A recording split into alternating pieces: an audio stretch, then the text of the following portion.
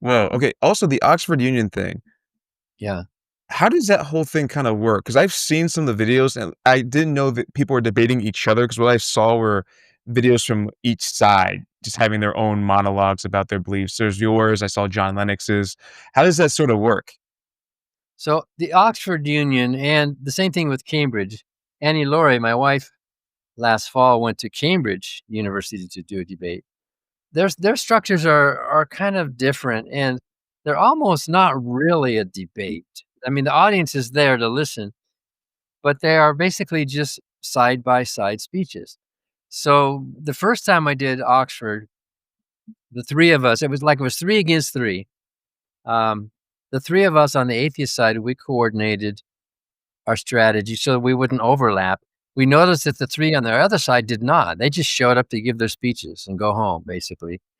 Um, there, uh, the second time that I went 2 years ago. We it was Alex O'Connor, Phil Zuckerman, and myself. We decided that those two would lay the groundwork, and then I would go back last to actually do rebuttal. Because in a side by side debate, you don't have a chance for actual rebuttal, right? So we did it that way. And if you look at the debate I did in 2023 at Oxford, if you see my presentation, I basically had very little prepared and I was just rebutting what the other side had brought up. They didn't do that. That other side didn't do that to us. They just gave their talks.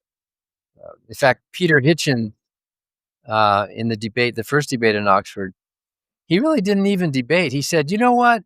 There's no evidence, there's no argument. But what's wrong with you atheists that you want to live in a hopeless world? You want to live in a world with no meaning, no chance of seeing your loved ones. What kind of people are you? So it was really just ad hominem, really. And so, how do you rebut that? And there was no chance to rebut because of the way it was structured. Most debates, though, do involve like openings, rebuttals, maybe counter rebuttals, and maybe cross examination where you talk to each other. Like Dinesh D'Souza and I did a bunch of those debates where we just sat down and talked back and forth. And I think the audience loves that. They'd rather see Mhm, mhm.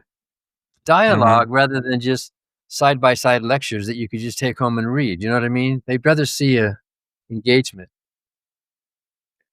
Yeah, I agree with that. I think it's also just sounds more peaceful watching 2 guys have a conversation about their respective worldviews versus 2 guys at each other's throats about it. It seems more of like, I don't know, TV content than anything, but yeah, and then afterwards, after these 'cause obviously at the Oxford Union, you guys are speaking in front of a bunch of brilliant minds. Do you guys go out for beer afterwards, or how's that look? What's, like, the Yeah, post-social scene look like we there? can.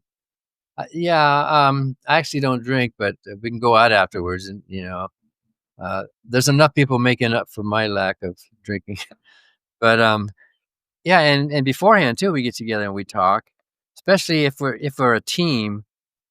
We want to make sure that we're coordinated. So um, Phil Zuckerman laid his groundwork, and then Alex came in and did really fleshed it out.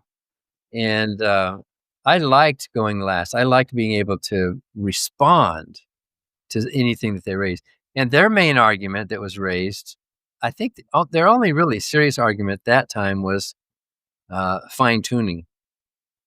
Although John Lennox, if you saw his, he raised morality and he even brought up the resurrection.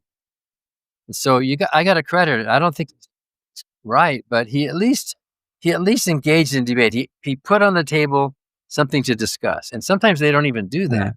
So Lennox raised resurrection, and I was able to squeeze in maybe a half a minute about the resurrection because he had brought it up. So I was able to at least squeeze that into my talk. And also at these debates in England, they have an allowance for anyone in the audience during your talk to raise a point of information. They can interrupt you, and that counts in your time. So it's taking away from your time if they do that.